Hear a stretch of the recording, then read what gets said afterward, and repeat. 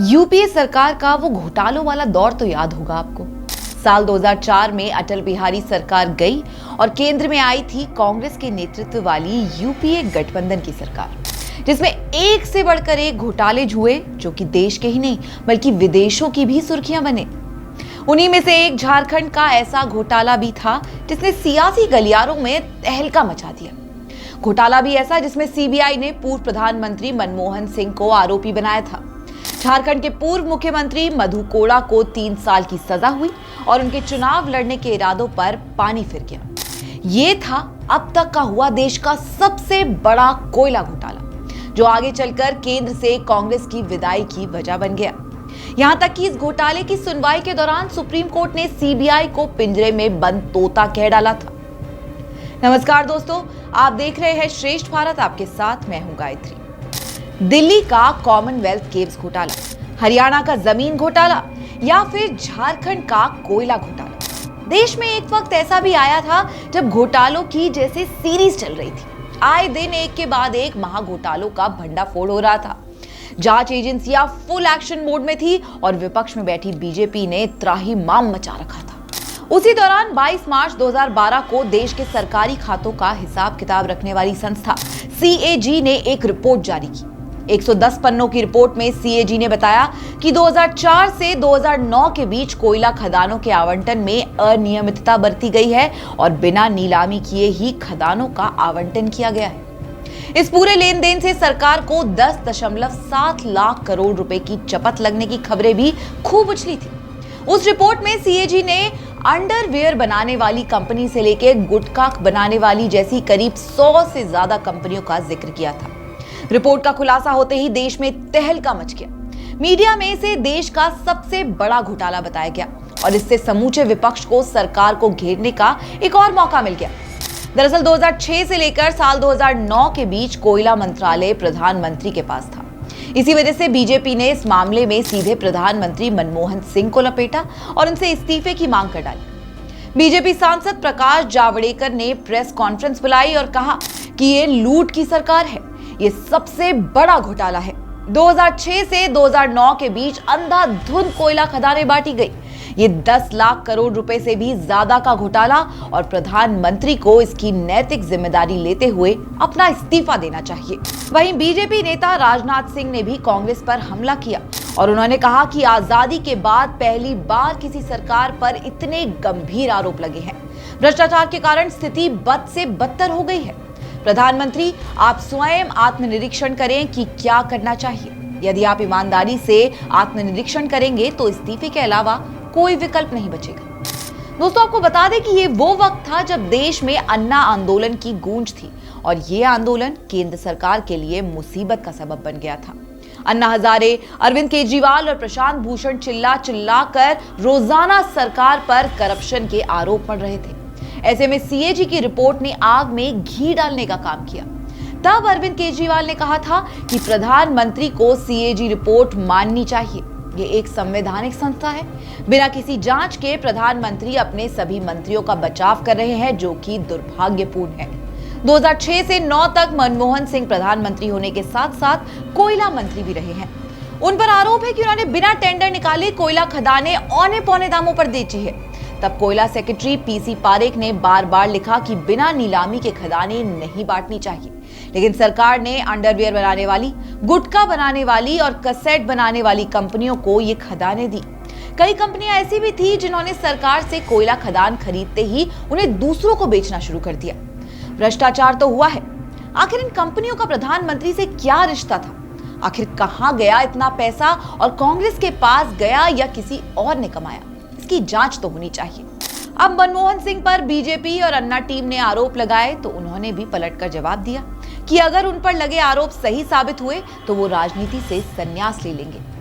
फिर भी विपक्ष नहीं माना और 31 मई 2012 को सेंट्रल विजिलेंस कमेटी यानी कि सीवीसी ने बीजेपी सांसद प्रकाश जावड़ेकर और हंसराज अहीर की शिकायत पर कोयला घोटाला मामले में सीबीआई जांच की सिफारिश कर दी।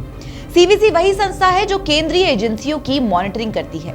इसके बाद अगस्त 2012 में सीएजी ने अपनी फाइनल रिपोर्ट जारी की और ये बताया कि कोल ब्लॉक के आवंटन से 1.86 लाख करोड़ का घोटाला हुआ है, जबकि इससे पहले सीएजी ने ये रकम 10.7 लाख करोड़ रुपए बताई थी।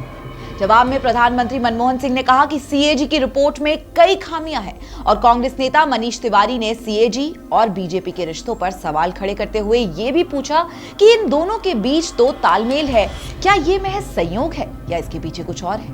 और अगले ही महीने यानी कि सितंबर 2012 में कोयला घोटाले का मामला सुप्रीम कोर्ट पहुंच गया। कोर्ट में 194 कोयला खदानों के आवंटन को रद्द करने के लिए एक पीआईएल दायर की गई। इसके बाद सुप्रीम कोर्ट सीबीआई जांच की मॉनिटरिंग करने लगा। मार्च 2013 में सुप्रीम कोर्ट ने सीबीआई से कहा कि कोयला घोटाले की जांच से संबंधित डिटेल सरकार के साथ शेयर ना करें। सीबीआई ने कोर्ट को यकीन दिलाया कि वह गोपनीयता बरकरार रखेगा, लेकिन 2 महीने बाद ही सीबीआई अपने वादे से पलट गई और 6 मई 2013 को सीबीआई ने सुप्रीम कोर्ट में नया हलफनामा दायर किया और माना कि उसने स्टेटस रिपोर्ट को न सिर्फ कानून मंत्री के साथ बल्कि कुछ वरिष्ठ अधिकारियों ने भी इस दस्तावेज के मसौदों को काफी बदलाव करवाए हैं, क्योंकि उन्होंने उनके साथ इसे साझा किया था। इस बात ने सुप्रीम कोर्ट को भड़का दिया। कोर्ट ने सरकार को फटकार लगाते हुए कहा कि वो सीबीआई की स्वतंत्रता को सुनिश्चित करे, नहीं तो अदालत खुद इस मसले को अपने हाथों में लेने पर मजबूर होगी। इसी घटनाक्रम के वक्त सुप्रीम कोर्ट ने सीबीआई को पिंजरे में बंद तोता तक कह डाला था। इसके साथ ही सुप्रीम कोर्ट ने कोयला घोटाले की जांच कर चुके पुराने अधिकारी रविकांत को वापस लाने का फरमान सुनाया, जिन्हें कोयला घोटाले की जांच के दौरान सरकार ने सीबीआई से हटाकर दूसरे विभाग में भेज दिया था। जब तक सरकार की इतनी किरकिरी हो चुकी थी कि इनके 2 दिन बाद यानी कि 10 मई को कानून मंत्री अश्विनी कुमार को इस्तीफा देना पड़ा। इसके बाद कुछ ऐसा हुआ जो काफी चौंकाने वाला था। अगस्त 2013 में कोयला खदानों के आवंटन से जुड़ी फाइलें और दस्तावेज गायब होने की खबर सामने आई और हंगामा मच गया। सरकार ने सुप्रीम कोर्ट को बताया कि आवंटन से संबंधित लगभग 300 दस्तावेज नहीं मिल रहे हैं। साथ ही यह भी दावा किया गया कि पिछले महीने 43 फाइलें गायब हो गई थी, जिनमें से 36 फाइलें ढूंढ ली गई हैं, लेकिन 7 फाइलें अभी भी गायब हैं। इस पर फिर से सुप्रीम कोर्ट ने केंद्र सरकार को फटकार लगाई।